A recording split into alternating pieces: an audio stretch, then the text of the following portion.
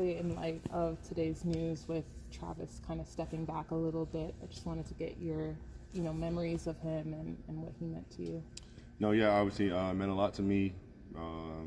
Starting my tenure with the NBA team here in Atlanta. Travis again believing in me and using that was it 19th pick to take me. So I feel like Travis is forever in the positive with me, and just giving me an opportunity to start my NBA career. So definitely, I'm a little shocked to see it, but I just know it's part of an NBA organization that to have change. So just got to be prepared.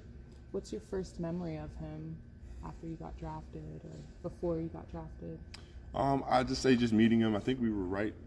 We weren't right. I think we were actually over at Phillips Arena for the opening. Yeah, it was a long time ago. So, as I said, just a different change, just the scenery, and just meeting him, just that handshake and that look of confidence of I feel like appreciating the pick that he got is and that feeling being mutual. So just try to build a good relationship from there.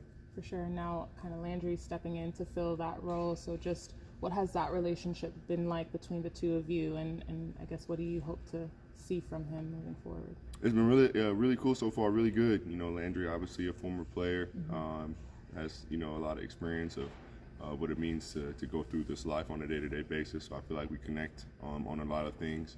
Obviously, he has a job to do as well, so hasn't been around as much, but I feel like we'll be around a lot more now.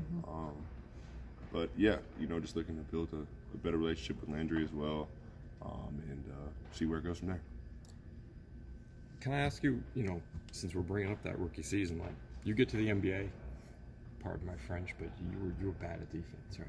No. No, but that's the thing. No, like somebody asked me the other day, I was like, defense. no, but now you're like No. super good. Like what's the difference? Like how do you go from being a rookie and kind of not really knowing your way around to like being like a super defender? Like you're up See, there that's now. my thing. It's narrative. You know what I mean? And I feel like the narrative from college was that I was a great offensive player, and my defense wasn't talked about. But like defense for me comes from the heart. You know what I mean? And I didn't just build that heart out of nowhere. I've had that my whole life. So not to say I've definitely taken leaps and bounds in understanding the game, and maybe being in the right positions more. But calling myself bad, I would never say that about my defensive effort and my intensity. And I feel like it's just a testament to me being a leader, right? And that's all it really is. I wanna play defense, and when I tell other guys, hey, screen left, hey this, hey that, they're like, okay, that guy's playing hard as hell right now. I gotta match him, and hopefully turn my energy up. And that's really the only thing. I say the next thing is pride. I have pride. I don't like getting scored on. So that's it. But just trying to be a leader and trying to take pride in defending. So you translate that stuff, right? You take the heart and you take the pride, and you're working it. You've obviously worked at your craft. Obviously, you worked at your craft before you got here. But like, what's the working on the craft process like over those 5 years? Really, for me, defensively, it's just been getting stronger.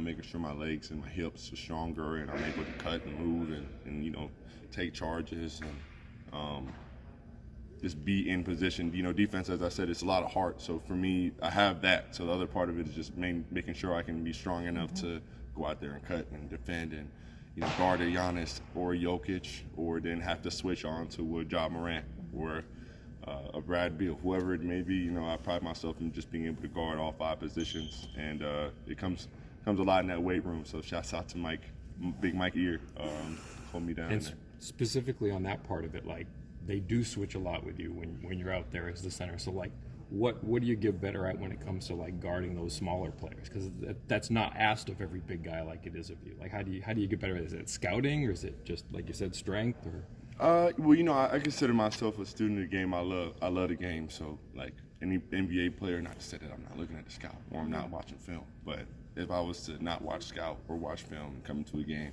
I feel like I know what that player's tendencies are, or know how he likes to play. Am I going to know every move he tries to get me with? No. But do I have a great idea and understanding of his game? Definitely. And I feel like that just goes along with, as I said, my love for the game, and just wanting to, obviously respect and understand somebody else's game, but also doing that homework to stop them as well. So it's just a balance of, it's doing my homework, being ready, and then going out there and